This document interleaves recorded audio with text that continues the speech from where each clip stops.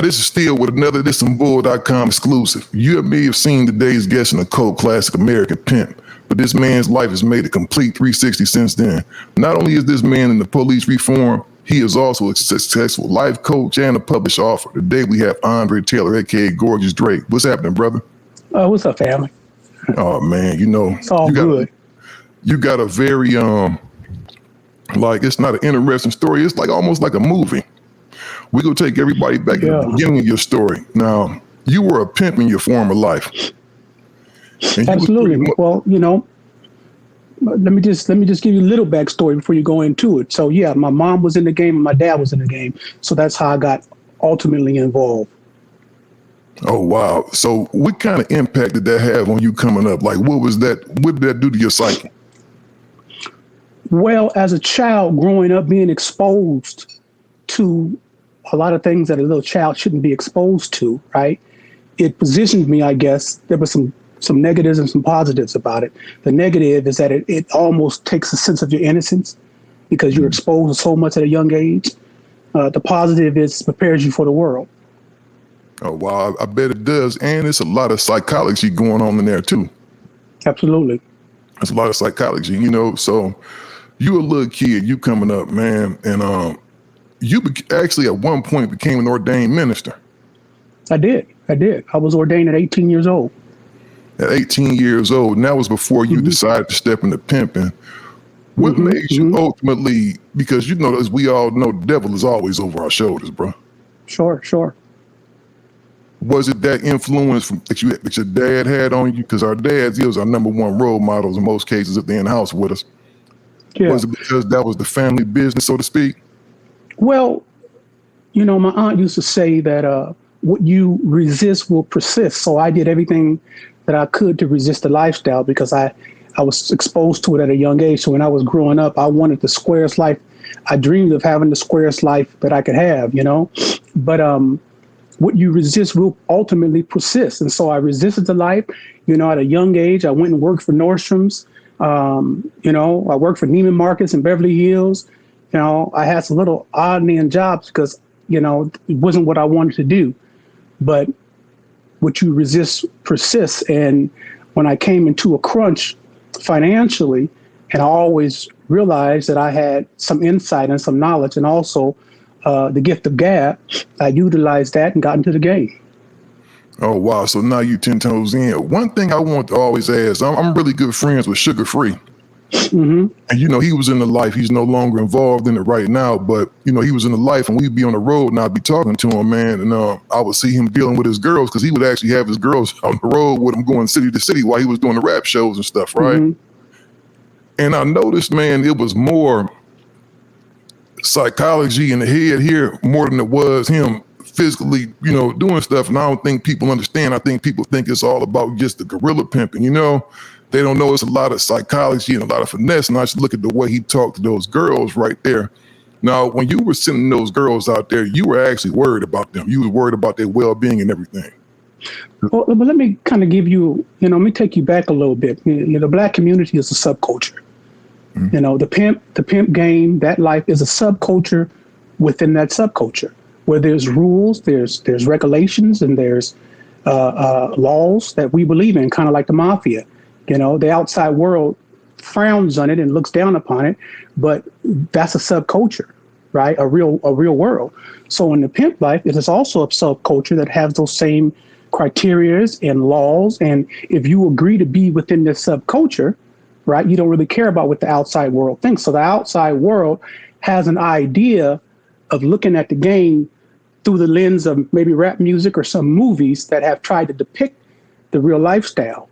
Right. So me, you know, having lectured about it in at universities and things of that of sort, I kind of break down the subculture part of it to try to, you know, give some humanity to it. Not to say that this is, you know, a good life or I think that everybody should participate or even some people should participate.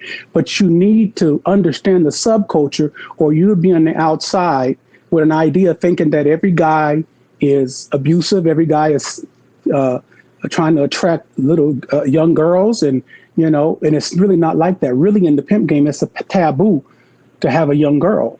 In my case, I had a young girl, but she had lied to me, and told me that she was 18 and she wasn't.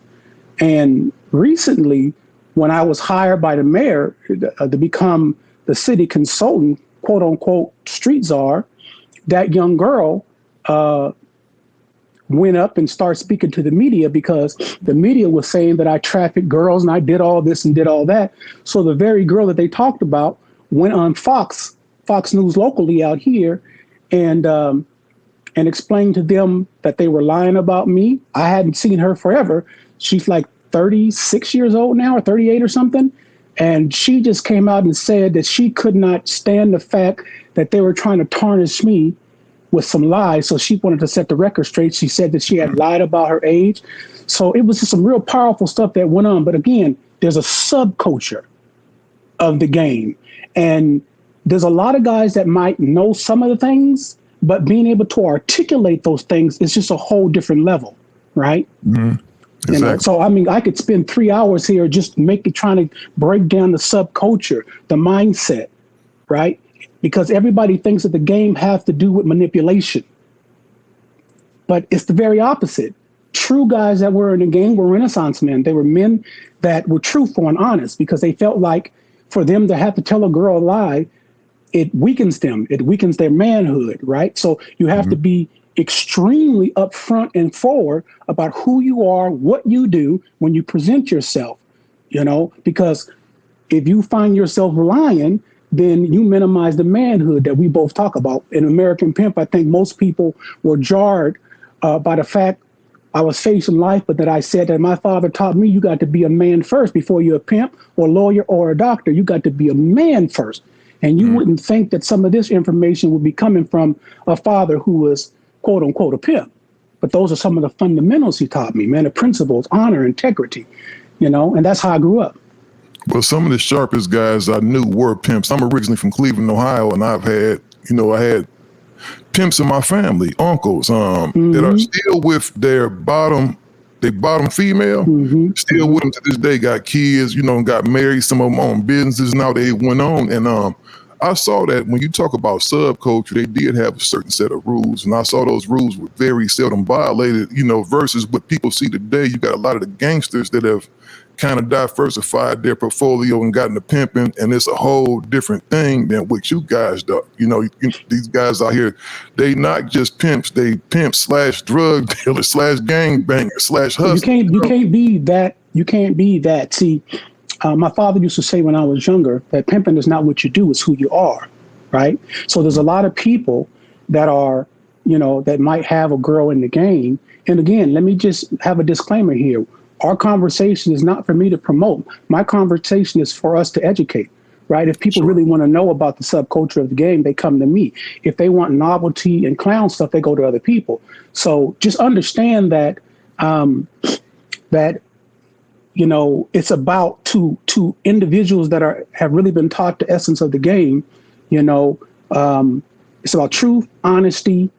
It is hard for some people to believe that, but my life shows a record of what I'm saying to you, from the game, to when I was in the feds, to when I got out, and to when I was speaking and lecturing until I did police accountability. It was the same fundamentals that my father taught me that allowed me to have success in every single one of those areas. So these fundamentals apply across the board. For more content like this and much more, make sure you subscribe to Digital Soapbox Network's YouTube channel. And don't forget to like this video, leave a comment, and share. We out of here.